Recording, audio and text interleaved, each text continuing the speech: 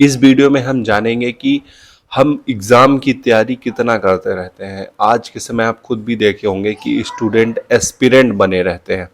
कुछ लोग UPSC aspirant बने रहते हैं, कुछ एसएससी एस्पिरेंट बने रहते हैं और इतना गवर्नमेंट हर चीज़ को प्राइवेटाइजेशन करने की कोशिश कर रहा है। अभी एमपी गवर्नमेंट में कुछ हुआ है कि कुछ पद परमानेंट बंद ही कर दिया है, उन्होंने बोला है वैकेंसी ही नहीं लाएंगे। फिर भी हम स्टूडेंट बने रहते हैं। मतलब आप खुद ही देखते रहते होंगे कि 20 से लेकर 30 साल तक के स्टूडेंट जब कॉलेज ख़त्म होता है तब उनकी एस्पिरेंट की तैयारी चालू हो जाती है। तो इसमें जो कर रहे हैं एग्ज़ाम की तैयारी ठीक है, उनका सोच है कि हमें जाना है गवर्नमेंट जॉब में।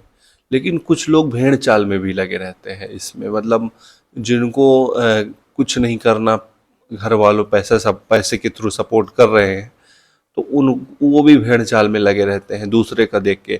आप खुद ही देखते होंगे कि किसी भी एग्ज़ाम की यदि वैकेंसी आती है तो उसमें इतने सारे एप्लीकेंट रहते हैं, तो 40% से 30% एप्लीकेंट एग्ज़ाम देने ही नहीं आते। तो ये लोग कौन से होते हैं? ये लोग तो ऐसे तो होते नहीं कि खूब पढ़ने लिखने वाले होते हैं और फिर इनकी ट्रेन छूट जाती है। कुछ लोग ऐसे रहते हैं कि समाज में एक दबदबा बना रहे और समाज के लोग उन्हें भौंके ना कि तू बेरोजगार पड़ा है, घर पे पड़ा है। तो इन अपने नाम के साथ ये एस्पिरेंट की नाम लगा लेते हैं। और दूसरी चीज़ कि इनकी यदि जॉब नहीं लगती ना प्लेसमेंट के बाद, कहीं गवर्नमेंट की जॉब की वो कोई सी कोर्स किया हो, इन्होंने इंजीनियरिंग किया हो, एमबीए किया हो और जॉब नहीं लगती है ना, तो 10-15 हज़ार की जॉब नहीं करेंगे ये स्टार्ट, ये एस्पिरेंट बन जाएंगे किसी भी चीज़ का। और जब 4 लोग समाज में पूछेंगे कि आपका लड़का क्या करता है, क्योंकि दब समाज तो है ही पूछने वाला, ज्ञान लेने वाला, कंपैरिजन करने वाला, तो ये वहाँ जवाब क्या देंगे कि मेरा लड़का यूपीएससी की तैयारी कर रहा है। एस्पिरेंट बना के बैठे रहते हैं क्योंकि घर वाले को पैसे से सपोर्ट कर रहे हैं, तो एस्पिरेंट बनाए रहेंगे।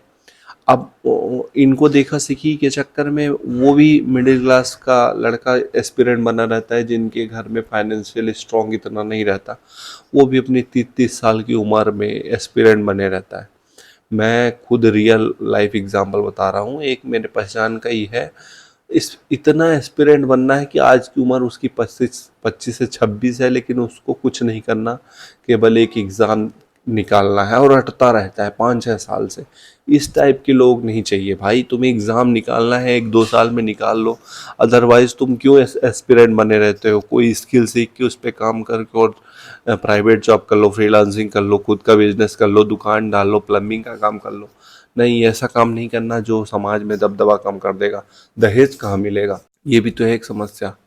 समाज में कुछ चीज़ों के लिए, पाने के लिए कुछ खोना पड़ता है। ये सब डायलॉग जब बन गए हैं तो कुछ तो होगा ना। लोगों की सोच दहेज की सोच है, समाज में दबदबा चाहिए। मतलब प्लम्बर जिसकी प्लम्बिंग की कंपनी है, इलेक्ट्रीशियन है जिसका इलेक्ट्रीशियन की शॉप है, उसकी तो जीवन चलता ही नहीं है, वो तो भूखा मरता है। लेकिन जो दबदबा दिखाता है, सरकारी नौकरी में है, सोशल मीडिया में रील्स बनाता है और ब्लॉग बनाता है, वो असली दबदबा वही है। जब उसको दहेज मिलेगा 10-15 लाख रुपए, तब तो जीवन में असली ज़िंदगी जिएगा वो। ये लोगों की सोच है, ये समाज की सोच है, तभी तो लोग एस्पिरेंट बने रहते हैं। और इसी चक्कर में देखा होगा, कहीं आपने न्यूज़ सुना भी होगा कि कुछ लोग तो झूठ बोल के शादी कर लेते हैं कि मैं इसमें हूँ, ईगो दिखाने के, कि क्योंकि समाज में उसी से दबदबा होता है, उसी की शादी होती है और उसी के चक्कर में लोग उसी में फंसे रहते हैं, एस्पिरेंट बने रहते हैं। मतलब किसी को 15,000 20,000 की जॉब स्टार्टिंग नहीं करनी कि सीखने को मिल रहा है फिर खुद का काम चालू कर दूंगा तो बड़ा हो जाएगा। नहीं, सबको दबदबा दिखाने के लिए एस्पिरेंट बना रहना है। और उसके बाद 25 से 35 साल तक तुम जॉब की तैयारी में दबदबा बना के रखे हो, उसके बाद फिर नहीं लग रही है तो उसके बाद तो करना ही पड़ेगा ना। तो उसके बाद तुम क्या करोगे? ये प्लान भी कुछ नहीं है, तुम बस एस्पिरेंट बने रहते हो। तो ये देखा होगा कि कितने यूथ ज़्यादातर एस्पिरेंट बने रहते हैं और एग्ज़ाम की तैयारी में लगे रहते हैं। और ये भी नहीं है कि समाज का कुछ अलग करने के लिए, और जो तैयारी कर भी रहे हैं ना, उनकी भी बात करते हैं कि ये इनका कोई लालच नहीं होता कि समाज में कुछ अलग करने का रहता है। उनका लालच ये रहता है कि जॉब सिक्योरिटी मिल जाए, मेरे को पैसे मिलते रहे, मैं निकम्मा रहा हूँ, काम ना करना पड़े। सरकारी जॉब में ज़्यादातर लोग वही जाना चाहते हैं जिनको काम नहीं करने का मन होंगे 10-5%, लेकिन ज़्यादातर। अब यहाँ पे कुछ दिमागी लोग इतना घटिया सोच वाले लोग क्या सोचने लगते हैं कि सबको ले रहा है। सबको नहीं बोल रहा हूँ, ऐसे लोग भी हैं गवर्नमेंट जॉब में, जो यहाँ के रीवा का इस टाइम पे डीएम हैं, जो वो इतने बढ़िया हैं कि नॉर्मल अपनी लाइफ जीते हैं और इतना अच्छा सिस्टम सुधार रहे हैं। तो ऐसे लोग भी हैं, ऐसे लोग की संख्या कम है, बस ये है। अच्छे लोग भी हैं, वही सुधारते हैं, क्योंकि हर जगह बैलेंस बना के रहता है। ज़्यादातर लोग यही सोच के जाते हैं कि दबदबा बनाऊंगा, जॉब सिक्योरिटी मिल जाएगी, समाज में इज्जत रहेगी, टोल टैक्स में अपना आईडी कार्ड दिखा दूंगा, निकल जाऊंगा। टोल टैक्स में आईडी दिखाने के लिए कुछ जाते हैं कि कहीं जाऊंगा तो 4 लोग पूछेंगे क्या हो, तो मैं इस पोस्ट में हूँ ये बताने का मेरा रेड़ा रहेगा, मेरे गाड़ी के पीछे लिखा रहेगा कि मैं ये हूँ। ये सब करने के लिए गवर्नमेंट की तैयारी करते हैं। ये इसमें प्राइवेट वाले भी हैं कुछ, जो गाड़ी के पीछे लिखते हैं, उनकी बात नहीं कर रहा हूँ, लेकिन ज़्यादातर दबदबा दिखाने के लिए हम एस्पिरेंट बने रहते हैं सरकारी में। और जो जिनका निकल भी जाता है ना, तो ये समाज में एक दबदबा, सुकून भरी लाइफ नहीं चाहते, समाज में मुझसे डर के रहे। एक पुलिस सुपरस्टार का डायलॉग नहीं है कि मेरे सामने रहोगे तो दब के रहना पड़ेगा। तो वही है, समाज में केवल दिखावा करने के लिए भड़बड़ा रहे हैं ये सरकारी एस्पिरेंट। और जिनका हो जाता है वो भी कुछ कम नहीं है कि बहुत ज़्यादा 30 मार कहाँ है, वो भी दिखावा करने के लिए ही तड़पे जा रहे हैं कि समाज में कैसे दिखा दूं कि मेरे बहुत ज़्यादा मेरी पोस्ट है, बहुत ज़्यादा मेरी वैल्यू है समाज में। इसके लिए तो तड़प रहे हैं, शांति सुकून के लिए थोड़ी जा रहे हैं कि यहाँ पे मैं जाऊँगा फिर मैं शांत से जीवन जीऊँगा। और ज़रूरी थोड़ी है कि हर सरकारी एम्प्लॉय सुकून से ही जीता है। जो दिखा रहा है रील्स में, जो तुम्हें सोशल मीडिया में डाल के दिखा रहा है, असलियत वही थोड़ी है सरकारी एम्प्लॉय की भी। पूछो जो सरकारी एम्प्लॉय जो पुलिस विभाग में है, कितना स्ट्रेस रहता है, कितना स्ट्रगल रहता है, 24 घंटे की जॉब रहती है, सुकून नहीं रहता। बस आपको चाहोगे तो आपको दिखाएंगे, दिखोगे तभी तो जाओगे। अभी यदि जाना ही सब बंद कर दें तो वहाँ पे तो वैकेंसी अपने आप खाली हो जाएगी। बस इस चीज़ का लेवल है कि जॉब सिक्योरिटी है, मानता हूँ जॉब सिक्योरिटी है, इसमें कोई दो राय की बात नहीं। जॉब सिक्योरिटी है, लेकिन जॉब सिक्योरिटी बस आपको मिल जाती है ना, तो उसके साइड इफ़ेक्ट क्या क्या है ये भी तो देखो। अब कुछ बोलेंगे जिनको अंगूर नहीं मिलते खट्टे होते हैं, मानता हूँ कि जिनको नहीं मिलते वो खट्टे होते हैं, लेकिन हर चीज़ का पॉजिटिव एंड निगेटिव पॉइंट्स होता है भाई। ऐसा नहीं है कि अ, केवल वही है जॉब सिक्योरिटी। जॉब सिक्योरिटी के अलावा भी कुछ चीज़ें होती हैं जीवन में। आपका लाइफ स्टाइल क्या है, आपकी हेल्थ क्या है। जॉब सिक्योरिटी तो आपको मिल जाती है, मानता हूँ, पेंशन भी मिलती है, लेकिन आपकी हेल्थ क्या होती है डिस्टर्ब उस चक्कर में, क्योंकि आप सोचते हो कि मेरे पास जॉब सिक्योरिटी है, तो आप हेल्थ को तो इग्नोर ही करते हो। 80% 90% लोग हेल्थ को पूरी तरह से इग्नोर करते हैं, क्योंकि उनके पास जॉब सिक्योरिटी है, परमानेंट पैसे आते हैं, तो वो चल जाते हैं, चलो इंजॉय करें लाइफ को, हर चीज़ जो भी है मिलता रहे, खाते रहे, तो पेट साइड से वो मोटे हो जाते हैं और फिर आपको जो बीमारियां लगने लगती हैं। और जिनके पास जॉब सिक्योरिटी नहीं है, कम से कम उनके दिमाग में रहता है कि मेरे पास पैसे नहीं है, मेरे पास सिक्योर नहीं है, तो मैं यदि बीमार हुआ तो मेरी लंका लग जाएगी, तो वो उसको ध्यान रख के करते हैं। इसमें भी लोग हैं, लेकिन रियलिटी यही है कि जॉब सिक्योरिटी से भी ज़्यादा कुछ फ़ायदा नहीं है। आपको लग रहा है कि मेरे पास पैसे तो परमानेंट आएंगे, तो आप अननेसेसरी एक्सपेंस करने लगते हो जहाँ ज़रूरत भी नहीं है।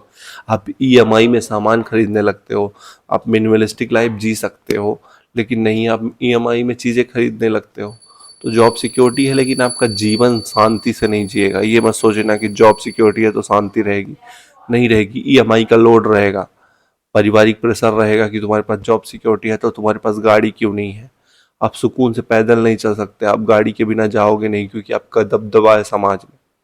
हर चीज़ का सिक्योरिटी है ना, सोसाइटी सिक्योरिटी भी चाहिए ना आपको, कि आप पैदल नहीं चल सकते, फिर आपके पास जॉब सिक्योरिटी है, आप बड़ी पोस्ट में हो, पैदल निकल के जाओ, देखो जरा। तो ये है, ज़रूरी नहीं है कि सरकारी एग्ज़ाम निकल जाएगा तभी जीवन आपका अच्छा चलेगा। जीवन अच्छा चलाने के लिए आपको जीवन जीना आना चाहिए, बस वो सब में नहीं रहता। वो आप प्राइवेट भी करोगे तो भी अच्छा है, फ्रीलांसिंग भी करोगे तो भी अच्छा है, बिजनेस करोगे तो भी अच्छा है, और कुछ नहीं कर रहे हो, कुछ तरीके से इनकम कर रहे हो, जैसे यूट्यूब कर रहे हो, रील्स बना रहे हो, कोई नॉर्मल बिजनेस कर रहे हो, प्लम्बिंग का काम कर रहे हो, इनकी भी इम्पोर्टेंस है हर जगह। हर आदमी वही जॉब सिक्योरिटी के चक्कर में यदि अपना सब कुछ छोड़ के उसी में 15-20 साल लगा देगा तो क्या, यदि ना हुआ एट द एंड पॉइंट, यदि नहीं हुआ, क्योंकि 80% 90% लोगों का नहीं ही होता है, तो जिनका नहीं हुआ वो क्या करे, वो तो फिर नल्ले बेरोजगार बन गए। तो 35 साल में नल्ले बेरोजगार अच्छे बनने से अच्छा अभी से कुछ ना कुछ कर लो, साथ में भले एग्जाम की तैयारी करते रहो। जॉब सिक्योरिटी भी कर सकते हैं लोग, करना चाहिए, जिनको मिल रहा है अच्छा है, लेकिन जिनको नाम नहीं मिल रहा है वो एस्पिरेंट बने रहने की कोई ज़रूरत नहीं है। आप कुछ ना कुछ जॉब करने लगो, कुछ ना कुछ फिर स्किल सीख के उस पर काम करो, ज़्यादा बेटर है। ऐसे किसी एक आदमी कोचिंग सेंटर मोटिवेशनल वीडियो देख देख के पगला मत जाओ कि सरकारी नौकरी सबसे बड़ा महान चीज़ है। उसी के एस्पिरेंट बने रहते हैं, क्योंकि उससे बेरोजगारी छुपी रहती है, समाज में दबदबा रहता है। ये कोई मतलब नहीं है। एक न एक दिन आप पछताओगे ज़रूर यदि आप केवल जॉब सिक्योरिटी और इसी के चक्कर में एस्पिरेंट बने रहते हो। Thank you so much for watching this video. और आपको, आप क्या सोचते हो इसके बारे में ज़रूर बताना कमेंट पे। लेकिन मेरा जस्ट यही थॉट है कि जीवन जीने के लिए इम्पोर्टेंट है कि आपके पास सुकून और शांति भी हो, हेल्थ अच्छा हो, जॉब सिक्योरिटी के साथ साथ। लेकिन ये जॉब सिक्योरिटी से ही सब कुछ नहीं आता है। तो और ये भी है कि जिनको मिल रहा है, जो कर रहे हैं, जिनको मिल पा रहा है बढ़िया है, लेकिन 15-15 साल 20-20 साल स्टूडेंट और एस्पिरेंट बने मत घूमो। आप कोई ना कोई सी जॉब कर लो शुरुआत से ही, भले आप एग्ज़ाम की तैयारी करते रहो, निकल गया तो बढ़िया, नहीं निकला तो और बढ़िया। जीवन जियो, ज़्यादा इंपॉर्टेंट है। Thank you so much for watching this video. मिलते हैं अगले वीडियो में। आपका विचार ज़रूर कमेंट पे करिए, आप क्या सोचते हैं। और यदि आपको कॉल कंसल्टेशन चाहिए, किसी चीज़ में फंसे हो, करियर में गाइडेंस किसी भी चीज़ में, तो कॉल बुक करें। दूसरी चीज़, जो यहाँ पे भौंकने आ जाते हैं, तो ये मत सोचना कि मेरे यूट्यूब व्यूज़ और यूट्यूब कमेंट और यूट्यूब सब्सक्राइबर के माथे मैं इनकम करता हूँ। मैं 10 साल से डिजिटल मार्केटिंग प्रोफाइल में हूँ, तो मैं उस पर काम कर रहा हूँ। मैं ईगो नहीं दिखा रहा हूँ। लेकिन जिनको लग रहा है कि मैं वीडियो बना रहा हूँ अपने लिए, तो नहीं, मैं अपने विचार व्यक्त कर रहा हूँ। हाँ, अपने लिए बस इतना बना रहा हूँ कि मैं प्रेजेंटेशन स्किल इम्प्रूव हो, मैं अपने लिए इम्प्रूव करना हूँ, मैं बोलना सीख रहा हूँ, मैं खुद सीख रहा हूँ कुछ ना कुछ, तो उसके लिए बनाता हूँ। मैं इससे इनकम करने के लिए, अभी से इनकम करने के लिए नहीं बना रहा हूँ। हाँ, यूट्यूब इनकम करने का बहुत अच्छा तरीका है, लेकिन यदि मैं फ्यूचर में मैं ये बढ़िया कर पा रहा हूँ तो ज़रूर मैं ये अदर चीज़ें छोड़ के इस पे पूरा कर लूँगा। लेकिन यही मेरा सोर्स ऑफ इनकम नहीं है। मैं 10 साल से डिजिटल मार्केटिंग कर रहा हूँ, शो ऑफ नहीं कर रहा हूँ। जो ये सोच रहे हैं कि नल्ला बेरोजगार यूट्यूब वीडियो बना रहा हूँ, इनके लिए बता रहा हूँ कि फोकट की वीडियो नहीं बना रहा हूँ। मैं अपने लिए सीखने के लिए वीडियो बना रहा हूँ। तुम भी बना लो, समस्या है तो। Thank you so much.